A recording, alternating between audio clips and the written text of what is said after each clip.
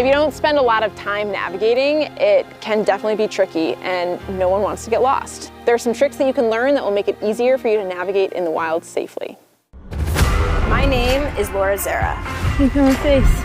I'm a survival and backcountry specialist. Don't fall into that trap. We just got chased down the mountain by a very angry swarm of bees. I have a hard time explaining what I do and what my life looks like, But it's way easier to just show you.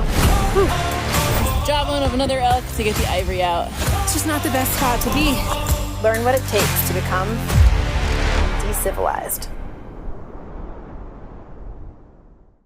I pretty much use my navigation in my car to get me everywhere, but I seem to always know where I am in the wild. So I guess it's just what you're used to. I think practice is the most important thing for being able to navigate intuitively in the wild, but you can't always count on it just being there as soon as you walk out the door. You can use the sun for navigation. In the northern hemisphere, the sun is in the southern part of the sky. It's opposite in the southern hemisphere, it's in the northern part of the sky. But no matter where you are, it rises in the east and sets in the west. So knowing that, you can determine where the directions are. You basically take a stick and you shove it in the ground. Some places it's harder to do than others. That stick is gonna cast a shadow. What you wanna do is kind of find where the top of that shadow is and put a little marker. I'm gonna use this wonderful piece of bark. So I'm gonna leave this for about 20 minutes and I'm gonna see where the shadow goes. The one piece of technology I really do recommend is a compass. Remember that it works on being attracted to magnetic north. It will be affected by metal. It will also be affected by electronics. So your cell phone is gonna screw up your compass. Do not have it anywhere near that thing. GPS is great, but I never count on it 100%. Things can go wrong and I like to have backups on backups. One of the first times I ever used my phone for navigation, I thought I had my phone charger with me. So my battery's running down, but I'm not worried. All of a sudden it's about to die. I go to grab it and I realize I didn't bring the connector cord. And all of a sudden I haven't been paying attention to where I've been moving. And I'm in a situation now where I'm way out in the mountains and I can't just make electricity for my phone. So relying on GPS can put you in a very dangerous situation. So always have another plan. GPS is super useful when you're first learning navigation. If you want to start practicing other ways of being able to orient yourself and then use your GPS to double check, great. It's an awesome way to be able to see things. So cool when you can use a 3D map and actually see the landscape and kind of get a better feel for what you're going into. But don't count on it in the moment to be out there to get you back home safely. The most important tip in navigation is paying attention. Paying attention starts before you get out there, and this is when technology is great. Get on the computer, get on your Google Maps, get on your Onyx, get on whatever you use, and take a look at where you're going. Look at where you're going and try to pick out any major terrain features. Which way are the mountains oriented? Are there any major rivers out there? Where are the roads? Take a good look and get familiar with where you're gonna be. Pay attention to all the little details and commit them to memory. I think using paper maps has become a lost art, but they are so important. They never have their batteries die. You really can get a view of the bigger picture about what's going on. When you're looking at a tiny screen, it can be really limiting, but if you really want to see what's going on in that particular area, pull out a paper map. They're amazing. Topographic maps, otherwise known as topo maps, are really, really useful. Being able to look at a 2D piece of paper and understand the 3D features that are going on is possible with a topo map. They're not as hard as people think to understand. They're super simple. A lot of map programs allow you to toggle in between satellite views and topo maps. So if you're first learning how to read a topo map, I suggest it. Go back and forth, see what it looks like when it's represented by a satellite, and then look at a topo map and see if you can understand how it works. Basically, the lines, which are called contour lines, connect all the places that are at the same elevation. About every 5 lines or so, there's usually an index line. The index line has the elevation written on it. The spacing between your lines is called your contour interval, and it represents a certain specified amount of vertical feet between one line to another. So normally it's about 40 to 80 feet of elevation gain between two lines. I actually found a Laura Tower in Western Massachusetts, and I replicated, according to the topo map, what it looks like with this beautiful piece of art. I even made a little tower. It's beautiful. You can see the closer the lines are together, the more steep of a slope it's going to be. The further spaced the lines are, then it's going to be more of a gradual slope. So looking at the map, you can really see if you have lines all crushed together, that's probably a really steep drop-off. And if you're planning your route, generally most people are going to want to look for something with lines spaced out further, so you have more of a gradual incline. A lot of trails, if you look, are often up the sides of the mountain that have more of a gradual incline and bigger spacing. Circles oftentimes mean the top of a mountain. You can see by looking at the index lines that have the elevation marker, referencing it to another index line. If the numbers are going up and the elevation's higher, then you're right. So it's nice to always double check yourself on this stuff. You can notice how certain contour lines make almost the point of an arrow. That's usually where you have draws or stream beds or streams that are starting. Kind of these contours in the mountain that are going to be natural for water to want to flow down. So when I'm looking at maps, I'm looking for those little arrows which point uphill, and then I know where the streams are going to be located, even if they're not indicated on the map. The best tip that I have for being able to explore a new area without getting lost is to find on the map before you go out a major landmark, whether it's a road or a river, and note which side of that feature you're leaving from. Know, all right, if I find a road I'm parked on, I know this road continues for a long ways. I'm heading to the north of this road. Well, if I head to the south of where I am, I'm gonna run back and hit that road. The way that that can get screwed up is if you pick something you could walk over, like a little insignificant trail that maybe if it's dark or you're stressed out because you think you're lost, you walk right over it and you keep walking past your boundary. So I like to use something like a pretty big paved road or a dirt road that's significant so that I make sure I don't walk over whatever marker it is that I have. Also, you want to make sure that you're using a river and not just a little stream. The problem with streams is they fork. Following creeks is great until you realize how much they branch. And if you're just like following a creek thinking you'll be able to follow back, you got to be able to know which branch you took. This thing goes all over the place.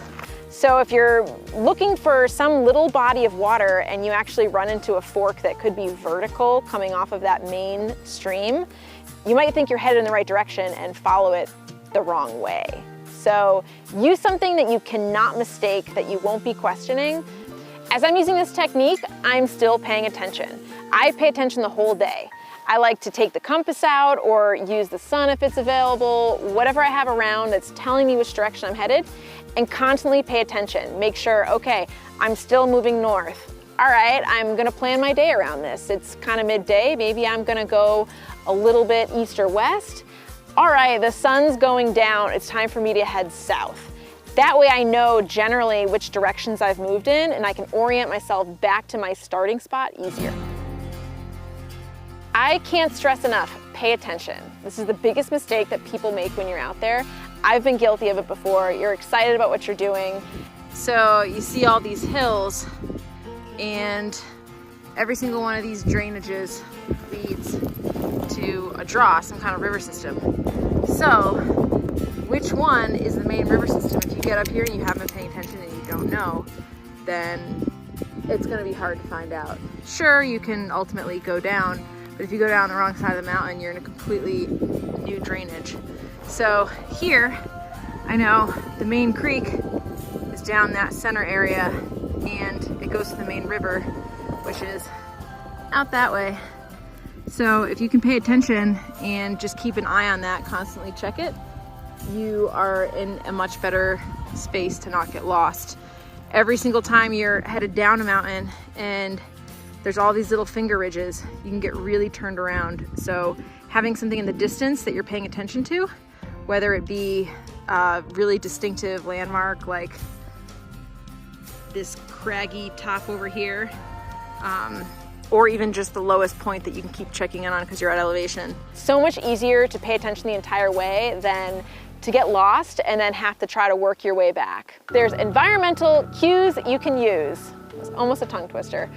Basically, the sun is the one everyone knows, right? So it's great because if it's the day and if it's not cloudy, you know you can count on it. That being said, it could be night and it could be cloudy, and don't have it be your main problem. You might have complete sun in the forecast and all of a sudden a storm rolls in. You can't see 10 feet in front of you. So don't ever have that be your main method of trying to navigate. Backups on backups. People always say moss grows on the north side of trees. That can be true quite a lot. The north side tends to have less sun exposure where we are in the northern hemisphere. But the problem is you're in a place like, I don't know, the Pacific Northwest and it's super wet environment, you can have moss growing literally everywhere. You're not going to be able to figure out what the north side of the tree is just based on that. So that can help, but do not count on it. If you're in the desert, I don't care how many north sides of cactus you look on, you're probably not going to find moss. So it's not consistent enough to use as your primary method of navigation. Trees that grow in an area where there's a strong prevailing wind will tend to grow facing a certain direction. It's like almost looks like there's a very strong wind on them all the time. It's easier for them to grow on the lee side of the tree where it's more sheltered, and the side of the tree that gets that wind is gonna look really stunted. So if you know where the prevailing winds are coming from, it can be really useful to orient yourself like that. Gee, I wonder why the trees are all leaning this way. It's so weird. Problem is, some places have these little microclimates and the prevailing wind might not be what you're used to. So in that case, it can be useful to just look at it and kind of know, all right, when I'm walking down this mountain, that direction is pretty consistent. At least you know whatever that direction is. The trees are kind of frozen into place to show you. Navigation can be kind of funny because if you're using a landmark to keep track of where you are, it can look vastly different depending on your perspective. So keep looking at it, know where it is at all times. Don't walk down a whole ridgeline and then get another side of it and think it's the same one. It could be a different landmark that you're looking at, or you might not be able to pick it out because it looks different from a different angle. So don't fall into that trap. Constant awareness.